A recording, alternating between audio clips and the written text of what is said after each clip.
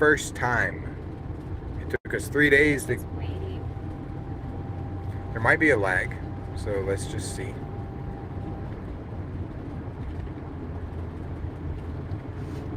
Let's see with the server, with the quality.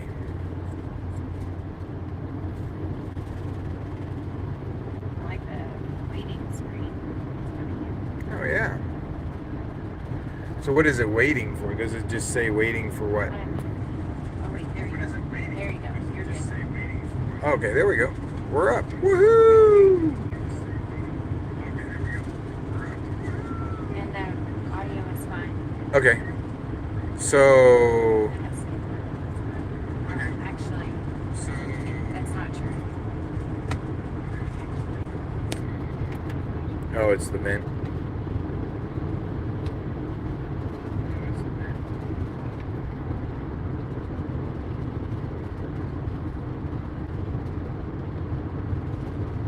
Well, it's not. There is just background noise, but it's not like the other one. Right, okay. Okay, so do you want to tell everybody that we are up on YouTube now? If you want. Tell everybody that we are up on YouTube now. If they haven't had enough of us. Halfway decent audio.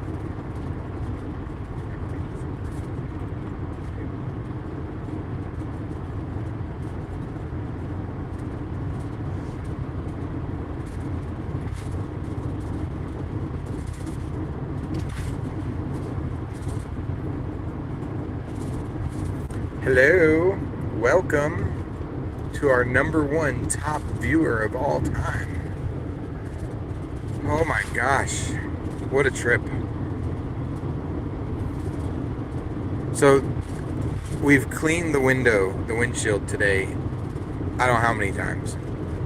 And the bugs in Wyoming are relentless. It's like raining bugs. It's ridiculous. But the wildlife is amazing.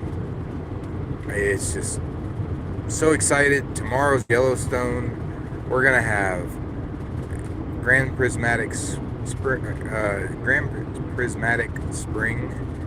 and we're gonna have geysers like Old Faithful, bison, maybe some wolves. We have all kinds of fun stuff. We're gonna come in the south entrance, and we're gonna work our way up to the north entrance. So, I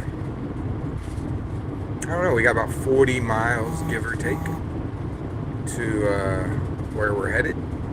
And we're gonna pop ourselves a squat in the middle of the national forest, have us a little bit of dinner, and get up and start over on the adventure. It's gonna be awesome. So, Amber, I don't know if I have a way to get light on you. Maybe I could turn on the dome light. You think that'll light you up? It's okay. Why? You don't want light? Well, I mean, can you not see me? Oh, I can see you just fine. Look at that face. Reflection. Look at that face glowing. Oh, this is so much better. I apologize, everyone. Now you're gonna have to speak up because I think the camera is on or the microphone's on my ears. Unless you want to put them on your ears, but well, tell me about your day today, like, or even last night, because we're catching people up from sunset last night to sunset today. You have said that, or no? I haven't said anything here. So we were talking about it on Twitch, but it was a snap, crackle, pop stream, and it was terrible. It was awful. Everybody left, and so we finally got accepted on YouTube, and now we can stream here. Oh, hey, you moved. No moving. I have to watch the road. I can't watch you and the road. What kind of cameraman do you think I am? I'm just kidding. I'm just kidding. So, tell me about it. That we spent the day out at the auto shop today. How was that? Was that a fun time? It was fine. It was fine. They check all your boxes. Well, I mean, pretty much everything we do has some sort of something that happens, and you in stride. And it began last night. We heard a sound in the van that we had heard previously, or in the manner that we heard it. And it just so happened to be while we were going up a mountain, which meant we still had to come down the mountain. And we checked all the things that we could check, or think to check, while we were there, and couldn't figure it out. So that meant we needed to Go ahead. get an outside opinion on it. And so in the end, it all worked out, and we're now continuing on our journey to Yellowstone. It just happened to be not the day we intended to do initially. Yeah, we were supposed to go yesterday, but it got too late, so we punted, and then we had the punt blocked. Pretty sure how that went. So, well, tell us about tomorrow then. What do you expect? What's going to be your favorite thing that we do tomorrow, you think? Well, I do enjoy. We have come to Yellowstone previously a couple of times. I think 2 or 3 times. I always enjoy the Grand Prismatic Spring. She says it way better than I do. We have to go see Old Faithful. It's a have to, right? Yeah. And then I know the boys want to fly fish too, so those are on the to-dos as well. If you're commenting on the stream, I can't read it right now because I'm driving. So I think I saw Sean. Hello, Sean. How's Alaska? We're coming to see you, bro. Yes. Kind of. We're not going We'll to be Juneau because I can't drive the Sprinter van to Juneau. So if you send me a C-130, I'll load it up on the C-130 and we'll land in Juneau and we'll have a great time. But anyway, I know you can do it. You got all those Air Force and Coast Guard guys out there. You know, just tell them, hey, just go land on the Yukon Highway, pick up the biggest, ugliest gray Sprinter van you've ever seen, and let's just give them a ride. We'll just make it happen. Anyway, I interrupted you. Sorry. Go ahead. I don't know what I was saying. It's okay. It's okay. You're done. So Grand Prismatic, Old Faithful. What's your favorite animal in Yellowstone? Is it the bears? Is it the bison? Is it the wolves? Is it the fish? I have I'm content with all the animals being further away. So I like to see them all from afar, and they're fine there. But I don't necessarily have a favorite per se. No, I do enjoy seeing them, but it's okay. I'm not one of those ones that just goes and has to take selfies with them or anything. So. Oh, you know. I have video of you touching an elk, practically. That is not true. Lies. It was pretty close. You were like feet away from an elk in Rocky Mountain. That was. And you're like, boys, don't touch that elk. Oh, look, I'm going to touch the elk. He's not being truthful. I'm not being truthful. I'm kidding. One of the boys did go up and try to touch an elk. No, that's still not truthful. Not truthful? Okay. That's the way I heard the story. I probably heard it from our first video. You're gonna get us booted off. Why? You're so worried. If we get booted off, we'll just go back to Twitch and we'll have the snap, crackle, pop stream That again. was a terrible video. Oh, goodness gracious. It was awful. Hopefully tomorrow or the next day, I'll have time to sit down and get the stream set up. I mean, we've just literally, it's been, just get out of Texas was day one. And then fix the van. Oh, maybe you can hear it because we're going slow. It's just this quiet little mouse squeak. It's but like, it's not like it was. Oh no, yesterday it was like, oh. Pretty sure heads were turning as we were coming into stoplights and stop signs. Am I going straight? She hasn't said anything, but that does not mean anything. Yeah, it looks like straight. Yeah, Okay. Straight center. I said, I guess that's All right. Now, let's give old Jude. You and Jude have an interview. Here, let me give you my news. No. Give them to Jude so he can talk. Why? Okay. Never mind. I'll just turn them off. Well, I thought you said give them to Jude. No, it's fine. No, go ahead. See what you can do, Mr. Jude. Hello. Hard brakes. Okay, gonna so fall. Jude, what are you What? most looking forward to? Fishing and hiking and sightseeing. Good deal. Probably the top 3. Okay, you didn't say what you were most looking forward to. I really like Pebble Creek Campground. Pebble Creek Campground's on the northwest side in the Lorraine Valley, maybe? I don't know. But so when I look at Yellowstone like 4 quadrants. You got the northwest side, which is like the Theodore Roosevelt side. You got the southwest side, which is all the geyser and thermal activity. Very cool. Not my very cool, but very cool nonetheless. Meaning that I like to go see it, but it's not something that I want to go see and study and like almost fall into the sulfur pits and stuff. I'm not all that way. But, and then I feel like the southeast side is more of a continuance of Jackson Hole. Like it's kind of touristy and like, you know, the people that go down to Jackson Hole and Tetons kind of flow into the southeast side of Yellowstone. And Yellowstone is huge. Like people don't realize. Now part of it's because it's a 25-mile-an-hour speed limit where we're going to have squeak, squeak, squeak. But also, so it's like 3 hours from northwest or northeast corner to southwest corner. 3 to 4 hours to make that happen. Now granted, some of that's because bison are in the way. Some of that's because you see a grizzly bear and you stop for 30 minutes, or a pack of wolves chasing a goat, or not a gazelle, it's a antelope. And so, but anyway, if you look at it like that, and there's a road that has the hub of the, and you go left, you head over towards Theodore Roosevelt, which is really cool and old. Theodore Roosevelt is more like pioneer days style, right? But if you go right and you head into I want to say it's the Lorraine Valley. It's Lamar. Lamar Valley. I'm sorry. Lamar Valley.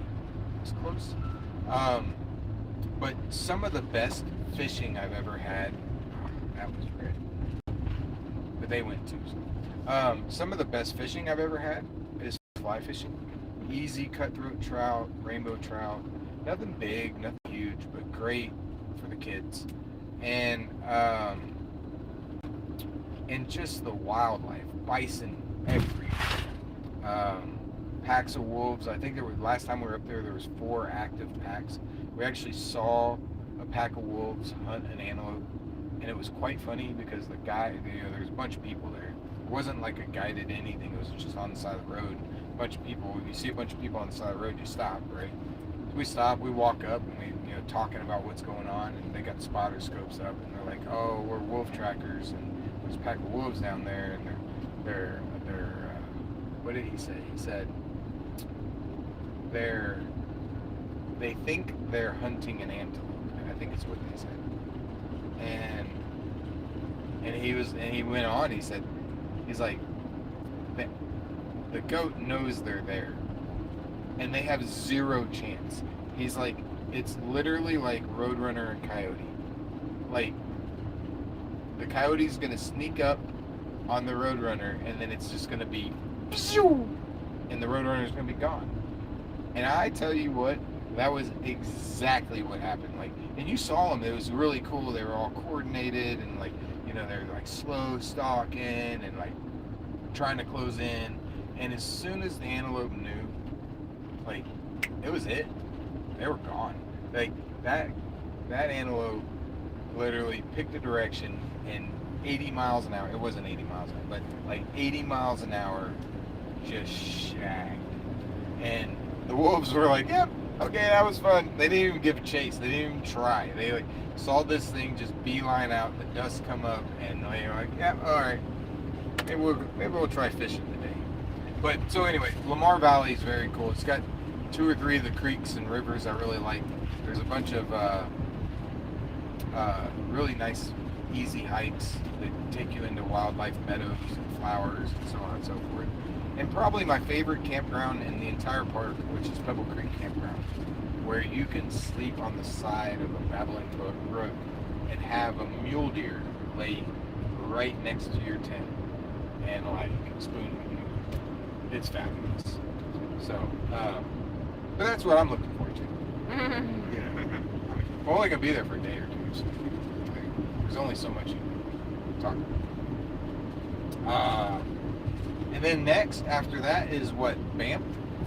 Banff will be 9 hours from Banff. Well, it depends on where we leave out of the park. Yes, it could be as much as 13 hours. It could be as little as, I think, 9 hours. Well, I think tonight we'll camp south of the park, go into Glacier. Tomorrow night we'll camp at Pebble Creek, and then we'll probably do more fishing and whatever else. And depending on how all that goes, maybe we stay another night outside the park on the northeast side. And then the next day we'll move over to the northwest side, maybe fish a little over there, do whatever. We'll see how Jude feels, like what he wants to do. But that'll put us 2.5 hours closer to Banff, which will be, I think, that 9-hour window. And there's a lot of dispersed camping, boondocking on the outside of the park over there. And it's supposed to be beautiful. It's like you got the book in your hand, but I do. Yes. What? It starts with a T. Wait. Tuscaloosa to Wait. the National Forest outside the park on the northwest side. Northwest is over here. Yeah, that I don't see what you said. I What's was the looking name for of it? Custer Gallatin National Forest. Oh. Gallatin. I know. Gall. I read TIN. somewhere.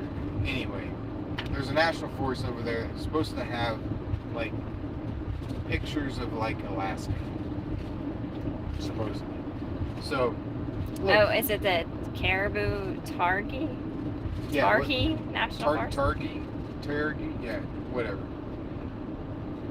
I failed spelling. Like every spelling test I ever took in my life, I failed. My idea of communication is like, if you understand what I mean, it worked. Let's move on. So. I guess think- it runs in the family, so I'm not good at spelling either. I think my son feels the same way, you know. So it is what it is. But so yeah, we got about an hour more of the sunset. We're getting far enough north, man. It's been sunsetting for 45 minutes, maybe an hour now. Like, you know, sun's been under the horizon, and I can't see a star yet. It's not daylight, it's dusk, but the horizon is still very much lit. Whereas in our neck of the woods, it's like sunset, 15 minutes later, dark, you're watching stars. Here we're an hour in and it's still sunsetting. It's pretty amazing, like, you know, the sun. Just, I'm so excited that Amber and Jude are gonna get to see that aspect.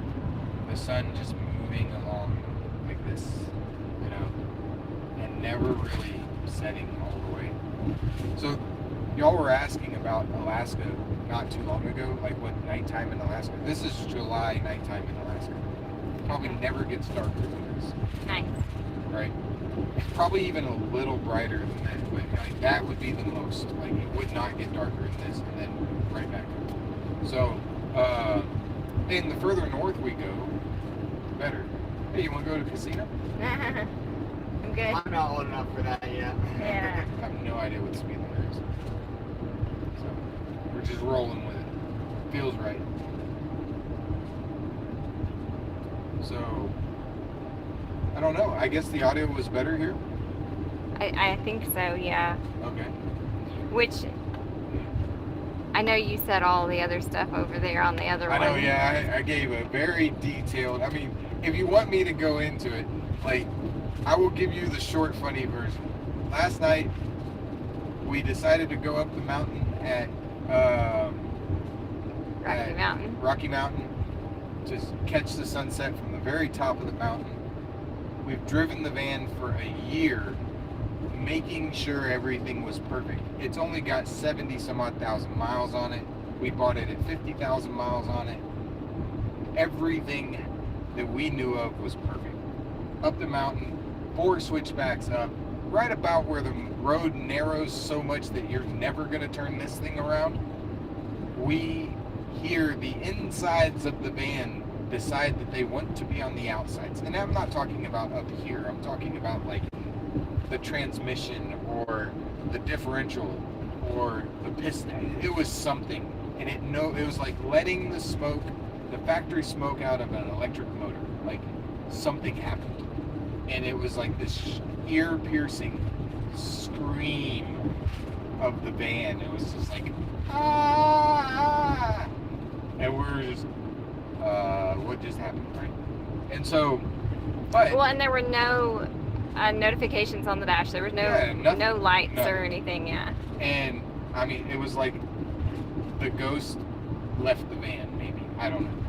But, so we were stuck. We were in a point where the next pull out was like one pull out away from the top of the mountain. And that would have been the next spot that we could have turned around, possibly.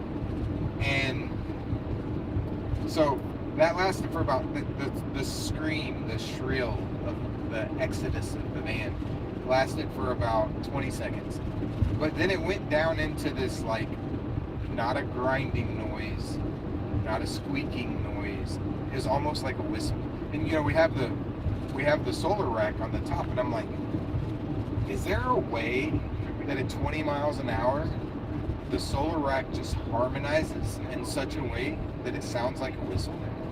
And so anyway, so I'm like thinking about life decisions, and I'm thinking about, can I change out a rear differential in a Sprinter van in a Walmart parking lot before they kick me out?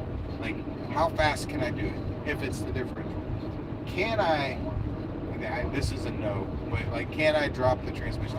The others are yes. I think I could drop the differential, change it out, and be done in 2 hours. Likely before I got kicked out of Walmart, if I had to, right? Transmission, that's a full day easy. So now, yeah, two to 3 hours, including breaks, the whole 9 yards, everything done. But so but I'm running the numbers in my head, you know. I'm like $7,000 for transmission. That's gonna put a dent in the budget, you know. $3,500, $4,000 for a new differential. That's gonna hurt a little bit. What's that gonna look like on the Alaska budget, you know? So, but lo and behold, we ended up staying the night in a O'Reilly parking lot after we came down from the mountain for 2 hours, never exceeding 40 miles an hour because I had no clue what was going on. I mean, I had visions of like no rear diff fluid in the rear diff, which I had checked, but all of a sudden I'm starting to see like this little drip, and I'm like, well, maybe that little drip was a lot more of a drip, and it just evaporated or something, I don't know.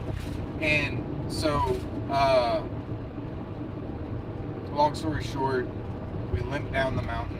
We had to run from a storm, so we didn't go down the mountain the same side that we went up the mountain, which is the side that we're very comfortable with.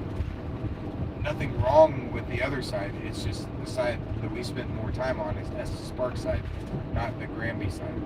And of course, we get down the mountain. The first town is Grand Lake, and it's literally a tourist town. Like fudge shop. That's about it. I mean, I think it said they had 4,000 people in it. I would say 2,000 of those people are living on boats on the lake. Like, that's the only way that math works.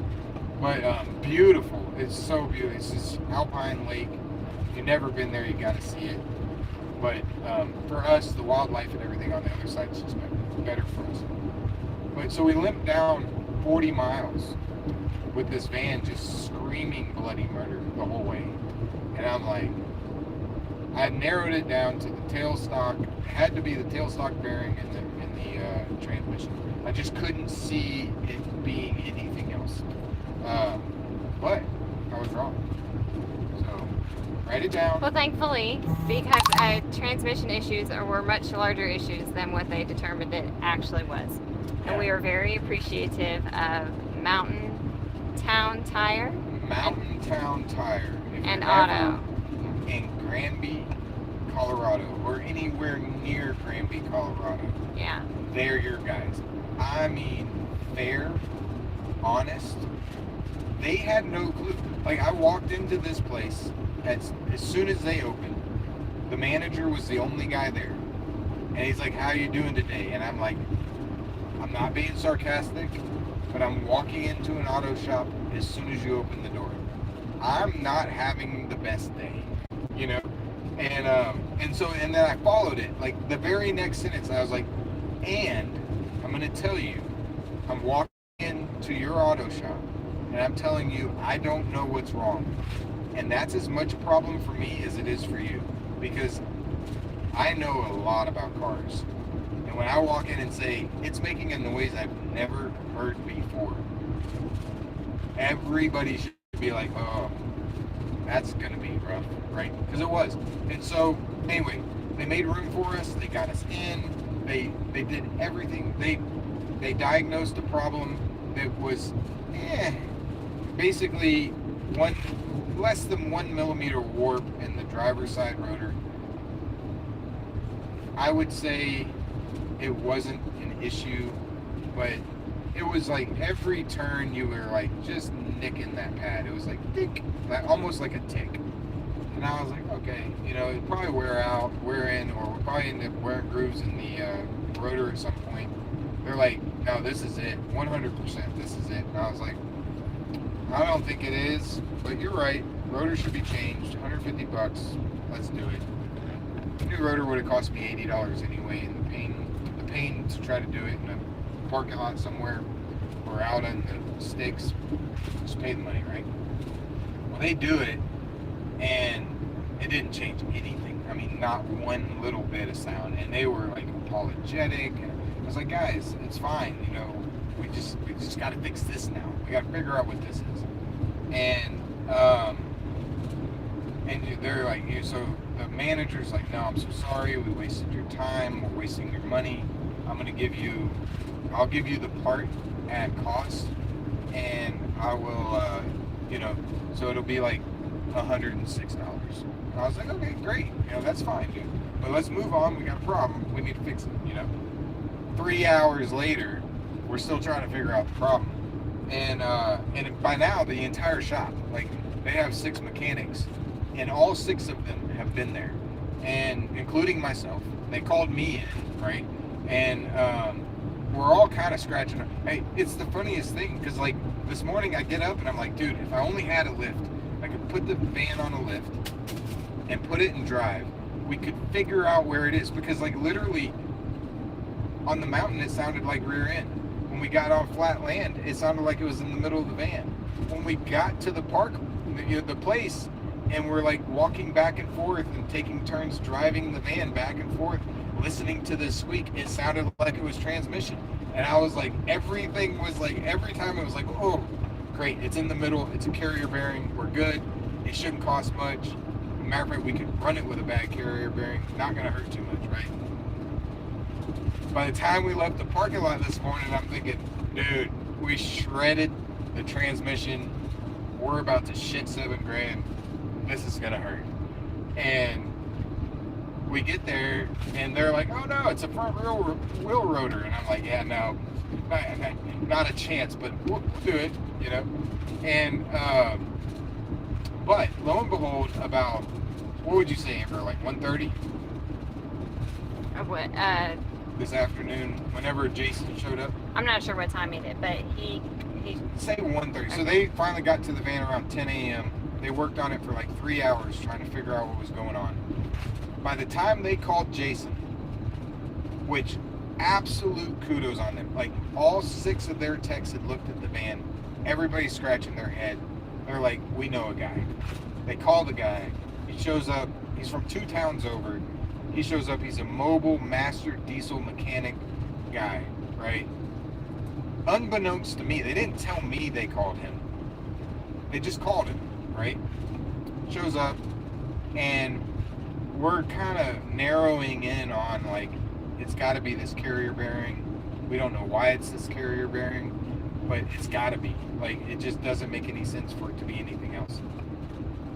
The dude, you know, long gray hair, I would say he's easily in his 50s. Wouldn't you? Yeah. Late 40s, maybe. My age, I don't know. Been working on cars all his life. And skinny, just great guy. Crawls under the van. Van's not even, it's on the lift, but it's not running and moving. He hasn't heard the squeak yet. And he says, "Who did your drive shaft?" And I said, bought it that way? I've had it a year, but I haven't had any problems out of it. Why do you ask? He's like, well, if you look down here, so drive shafts are very important. I know this, like the balance of a drive shaft can totally wreck your car. Like, super important. Van's super long. We have 3 drive shafts, right? One coming out of the transmission, one in between that never touches anything but another drive shaft and another drive shaft. And then the last one is from the intermediate shaft to the differential, right? And he's like, everything looks new down here. And I had noticed that too. Like, all the carrier, everything looked brand new. It looked great condition, you know? He's like, but your drive shafts, each one of them are 90 degrees out of phase. He's like, on a drive shaft, there's a part of the drive shaft, and I know this on a regular drive shaft, like, you have to put it on correctly. If you don't put it on the spine right, like if you are on a fly rod, building a fly rod or something, you have a spine, or even a golf club, there's a spine on a graphite shaft that you have to have that right. And if you don't, it's really bad. It's the same way with a drive shaft. And so but when you have 3 drive shafts, each one of them has one. And if you get them clocked wrong, you end up with a balanced drive shaft and a balanced drive shaft and a balanced drive shaft all out of balance. And that's what we had. And he's like, $150, I'll do it right now. He's like, I don't normally work anymore, but this is intriguing and I can teach these guys how to spot this. And so he goes to counseling the other guys at the shop, teaching them how to fix it, then gets under the van, fixes it, screws it up himself. He's like, it's so easy to do, I messed it up myself, I gotta refix it. And so he refixes it. Meanwhile, I'm thinking, okay, he's solving what caused the problem, but there's no way this solves the problem. But You might have to speed it. Your phone says it needs to cool down, and so I think it might start glitching. Oh, okay. So. All right. So anyway, long story short, fixed the problem. We still have a small little squeak out of that first carrier bearing, but I was wrong. I mean, 1,000% better. So we are headed to Yellowstone, and we will catch y'all tomorrow before my phone shuts off. We love you all. Goodbye. Good night. Thank you, guys. See ya.